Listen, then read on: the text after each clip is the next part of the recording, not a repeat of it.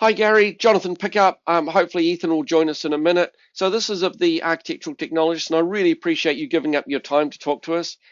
Tell me about your career and how you got to where you are now. Well, I went to Wellington University. I was one of the fourth year students through. Um, we only had a class size of, I think it was 28. Out of the 28, I think only a dozen graduated. Victoria was very technical, with an emphasis on structure and detailing. um, all this, not so much of an emphasis on design. Design was part of it. I really enjoyed it there. The small class size was great. Then I left and came into Hawke's Bay and worked for a builder for a couple of years. It was an interesting exercise being on the other side of the drawings and having to build what was drawn. I then got a job with Natouche Partnership, which was Guy Natouche, Tim Judd, and Neil Fennick. That was interesting. It was good. It was good seeing how the office worked. I then left there after about 3 years and went and worked for Peter Holland and James Jack. Completely different approach to everything. The Natouche Partnership was an open plan office, and everybody could hear what was going on in the office. Um, Peter Holland and James Jack, everybody was in their own office. Everybody was individual. There was very little inter-office communication, which I couldn't stand. Then I left there and went and worked for Education Board, which went from they had a staff of about 20. There was myself, Les Clapcott, who was a lovely guy, and there was 10 drafting technicians. Then Education Board closed, and so I decided to set up on practice on my own, and that was in 1989. I started out on my own with a receptionist. Then I hired 2 technicians from Ministry of Works. They worked with me. One was with me for 20 years. The other one was with me for about 15 years. We went from pencil and pen and ink drawings on tracing paper through to computers. Now we're all computers. We've been all computers for the last 20 years, really. I now have a staff of 5. We've got one away at the moment, which is 2 architects and 3 technicians.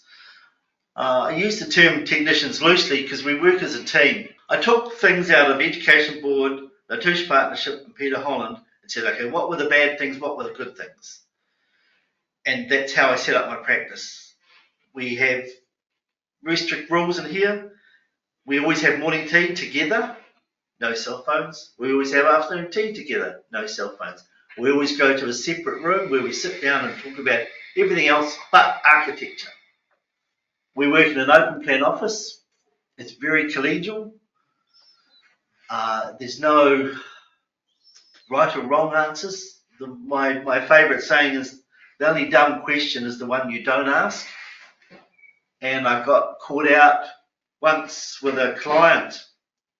We were building a new house, about to pour the slab, and the wife said, I want to ask a question. And she said, and then the husband said, no, you can't ask a question.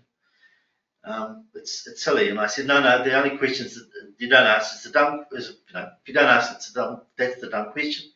Anyway, she said, we're about to pour the slab, aren't we?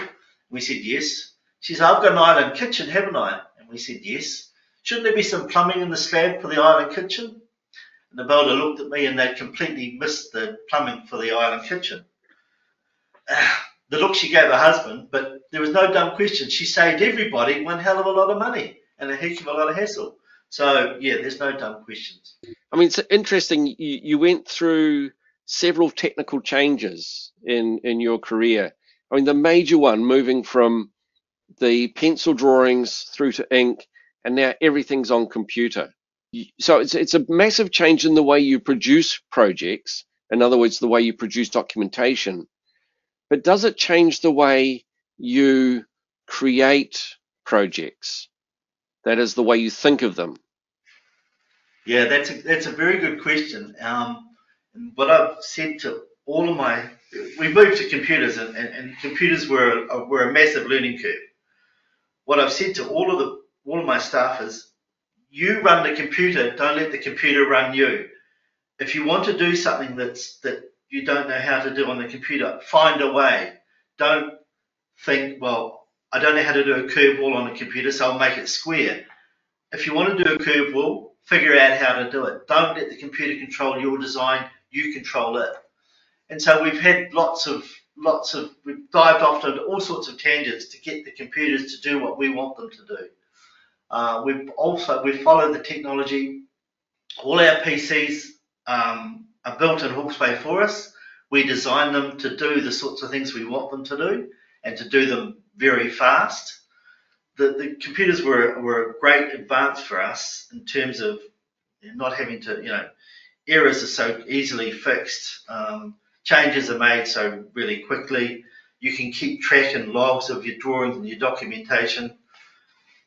And we try and get the most out of technology, and we're always looking ahead with technology. We're always trying to get the best out of what we've got. Some things are good, some things aren't so good. We've been looking at AI just lately. We've looked at AI in terms of planning, and it's complete rubbish. We've looked at AI in terms of getting a concept and looking at the external environment of the building, and that has its merit. You can manipulate that to get the sorts of things you want out of it. We've been heavily into everything we do these days is in 3D, everything, including plumbing, drainage, electrical, everything's in 3D. But that means our model and this has been like this for years, is a virtual reality model of the actual building. So about 8 years ago, I figured out that ArchiCAD produced a virtual reality model.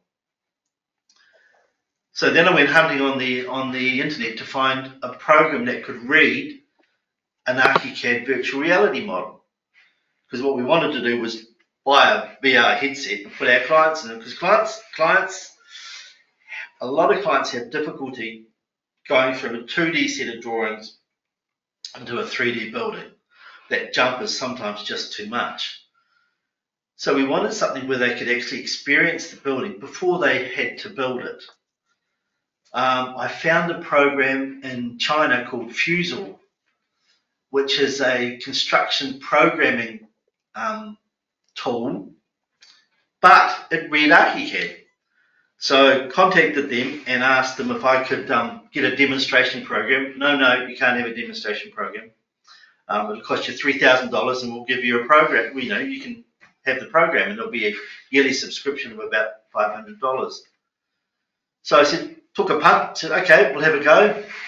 So an hour after I downloaded the program, we had the virtual reality running with one of our ArchiCAD models.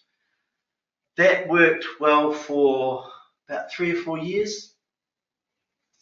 It was a bit clunky, and then ArchiCAD brought out Twin Motion, and that's just absolutely amazing. We had, in the last month, we've had 3 sets of clients in here doing houses, various ones in addition, 2 are new houses. And at the concept stage, we put them into the virtual reality headset, and they go for a wander around the house. We can our houses are put in exactly to the GPS location, exactly to the north orientation of the site. We model the site in 3D. So if it's on a slope, all the characteristics of that site are put into the models. We can then place them into the house, and they can go for a wander around. And the big thing that they've all commented on is they didn't realise the scale or the volume of the buildings. Standing in the room, looking up at your ceiling that's 3.5 meters up, looking out the windows to the vineyards or the trees in the ground, and they go for a wander around, and they'll do it for an hour, and then they'll ring us the next day and said, can we come back and have another try? Because they were so flabbergasted with the first example, they really didn't take in what they were actually looking at. So they come back and have another go. But we can also stand them there. We have one guy, we're doing a house it's on a site in Havelock. It's a beautiful site. They've got vineyards in front of them. We took him down we got him in the VR to go down to the vineyards and look back at the house. And then we changed from daylight to nighttime, and all the lights came on in the house. And he was crying. He couldn't believe how beautiful this house looked at night with the lights going. We can stand them in the room and do a sun path while they're standing there at any time of the day, any time of the year. And they can stand there and see what the sun penetration is going to be, how, what's going to come in at this time of day, what's going to come in that time of day, when it's not going to come in, what shading they're going to get, what product they want on the floor, what product they want on the walls. Everything can be put in there before. This is during concept. It covers off on a whole lot of issues that from a 2D drawing that they don't realise that window was there and looking at here. They don't realise that the stud height's this high. They don't realise that it's a bit of a jump from here to that bedroom, or that this bedroom's this far away. But having to walk around it, they get a whole complete feel of it. So when they come to build it, our changes are minimal. We can go through our contingency. I don't think it's ever been taken on any of our houses. We just finished a $1.5 million house in Havelock, and I think we only used 10% of the contingency because they'd already seen where the power points are, they'd already seen where the taps are, they'd already seen where the light switches are, they already knew what colour it was going to be, roughly. So it takes a whole lot of unknowns, and they get to see it and make a decision on it before the thing goes into the ground. So that is a huge, huge advantage for us. I mean, part of architecture, part of the practice of architecture is managing clients' expectations, what you deliver for them. Yep. And so this VR must certainly manage the client's expectations. Yep. Oh, absolutely. And that's key, managing expectations. And that's in terms of size, volume, and cost. So very early on, when our first concept's done, we'll sit down and put a budget on it and say, this is what you're looking at, and we tend to be conservative. It's better to the $1.5 million house we have just finished. Our estimate on it was 1.6.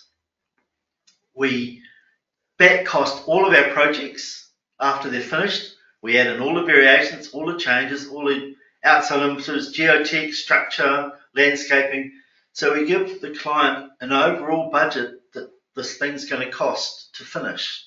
And they make a decision on that, not on cost plus. So we do that at concept stage.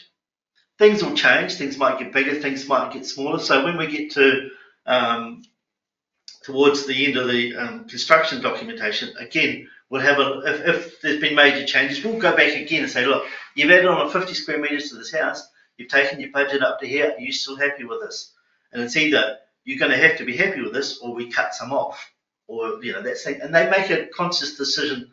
I hate getting tenders in that are blowing clients' budget. I don't want to know about that, and that doesn't matter. We do housing from $350,000 to $4.5 million, and it's just as important at the $350,000 to get it right as it is to the $4.5 million. We're looking at developing a very cost-effective design house. We've just had a 3-bedroom, kitchen, dining, lounge, 120 square metre house costed out by the builders at $350,000 plus just. It can be built in situ, it can be built transportable, it complies with the 2030 insulation code, it can be made carbon neutral, and the whole thing can be done for under $400,000. And we're doing several of those. So we cover the whole gambit, and we cover the gambit because we don't see ourselves as we see ourselves as a facilitator. So if people want a house, I don't want to design my house for them. I want to design their house for them. It's a matter of getting inside their heads and trying to understand what they're trying to do and what they like, stretching a little bit because you don't want it to be boring. You don't want them to you are familiar. You just want to take what they love and like and just expand on it and really make them thrilled about it. But it's a collaborative affair and it's their house, but we're just being the facilitators. And that's what, and everybody has, you want to get buy-in. You want to get buy-in for the client.